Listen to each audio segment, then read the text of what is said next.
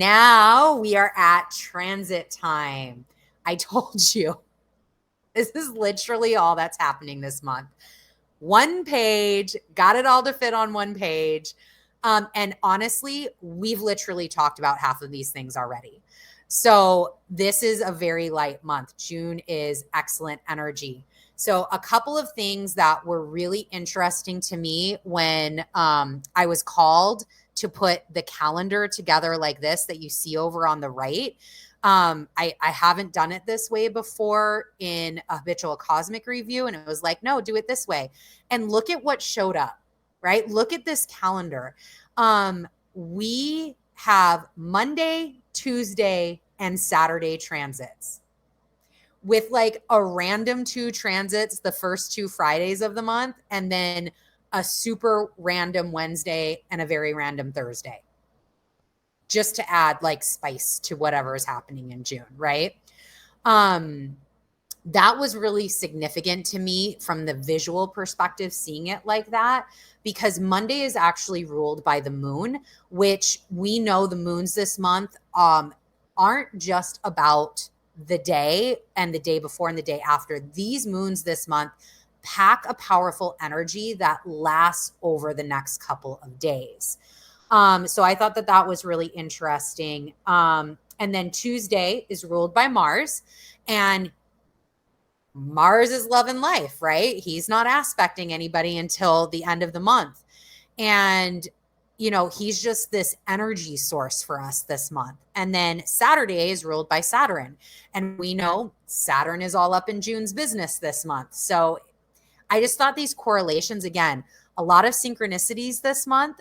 And I just thought these correlations were really interesting. So if anyone out there finds any other really neat correlations with the transits, make sure to put them in comments or reach out to me in the socials. I love kind of finding these interesting pieces as we go through the energies.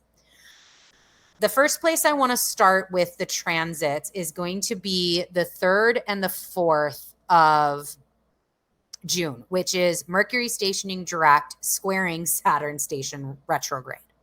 So it's a square starting today.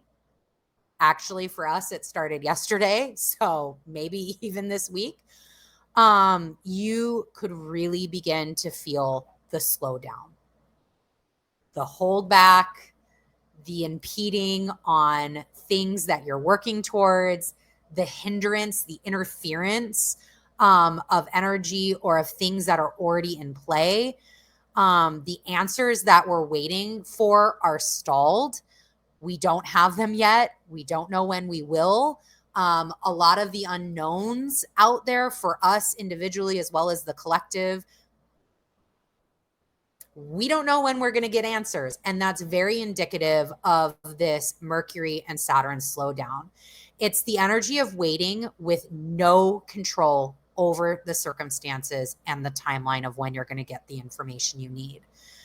With Mercury, we now, because he is stationing direct, we can now make some decisions. We get a little bit of clarity around things, but it's like I kept getting the image of macrame. It's like a macrame of stuff that we just don't really know where it fits yet. After the 13th, though, and that is when Mercury ingresses into Gemini right here, it will become much more clear. So just give it a couple of days, like a week, to like really sort itself out and provide clarity to whatever macrame you've been creating. And then with Saturn, one of the really important things with Saturn is this is his last and final retrograde in Aquarius until 29-ish years from now. So this is really giving us the opportunity to put those finishing touches on our stable foundation in the Aquarius parts of our life before Saturn now then moves on and goes on his merry way. We're really being given the gift of time with this retrograde, so use it wisely. Then on the 11th, over on this Saturday, we have Venus conjunct Uranus in Taurus at 16 degrees. So this reminded me, and the only image I could get with this was The Mask. For those of you that have seen that movie, it's with Jim Carrey. For those of you that haven't, I will make sure to put the video clip in the description box below so you can see what I'm talking about. But it's that initial moment where Jim Carrey has the mask, right? Like he sees it and he's kind of like looking at it and he's about ready to put it on for the first time. And he says, "We all wear masks, metaphorically speaking." And then he puts the mask on, does this whole Tasmanian devil thing, and then transitions into the mask. And his first words are smoking. And then looks in the mirror and says, "It's party time. Why? Because I gotta." Like, and then goes out and does like all of this mischievous fun that Jim Carrey and his character would never do. That is literally this energy. So perfect example of this energy, Venus conjunct Uranus. It's unexpected, it's surprising, it's exciting, it's mischievous fun, it's engaging in things that you may not have ever engaged in before. One of the things that I will note on this, just be prepared that you could see financial volatility globally or at a personal level. Or just kind of like disruption, if you will, in financial activity. So just a note there. We discussed the full moon, which is here on the 14th, with the energy continuing through the 16th. So that's where the sun will trine Saturn and square Neptune. And then into the 18th, where Venus squares Saturn and trines Neptune. And this is like a wild adventure we're going to get to go on. It's like this adventure of doing something wild and freeing and then realizing that there's real life consequences for doing that. So like this could even tie in, quite frankly, to this Venus conjunct Uranus, depending upon how this is working for you. So for an example, this is how this energy could play out. So for an example, on the 11th, I could decide, fuck it, I'm going to shave my head again. We're cool. Drastic, totally Venus and Uranus. Bzz, I do it, all my hair is gone. Now on the 16th and 18th, I may realize that I never thought about going to the store to buy sunscreen to protect my head because normally my hair does that for me. And now I go to the store and guess what? There's no sunscreen to be found. It's on back order, it's on delay or whatever, right? So that is a true story that actually happened to me a few years back when I did shave my head. Nobody did not realize sunscreen on the head was a whole thing. So that's kind of what you could see here is just this like play out of really interesting wild adventures and then the consequences that come from them. So don't lose sight of the bigger picture. Know that you may want something now, like, man, today I want to shave my head, but give it a moment. Don't be so reactive. Give it a moment to settle because something bigger could be coming that's even better. It's a great time during that whole week that we just talked through, the 11th through the 18th, and even into the following week, to take stock of your relationships.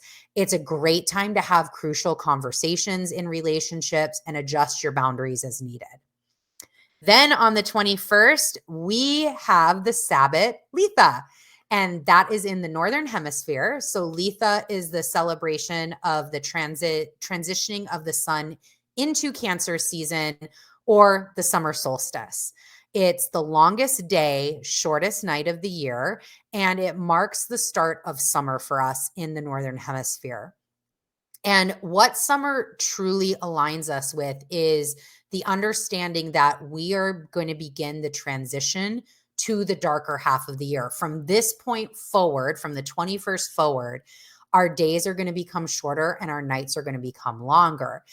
However, at this time, at the 21st, and even a couple days before, a couple days after, this is a time of celebration. It's really about the god and the goddess being in a state of full fertility, full abundance, full strength. And you can see that all over in nature, right? Grass is green, trees are fruiting. They're beautiful. You've got swells in the oceans. It's like all of this wonderful, abundant energy that we get to work into and transition into. Then on the 27th is when we have that Mars aspect with Saturn retrograde. So this could feel a little bit like needing to assert yourself in something or finally being able to speak your mind about something.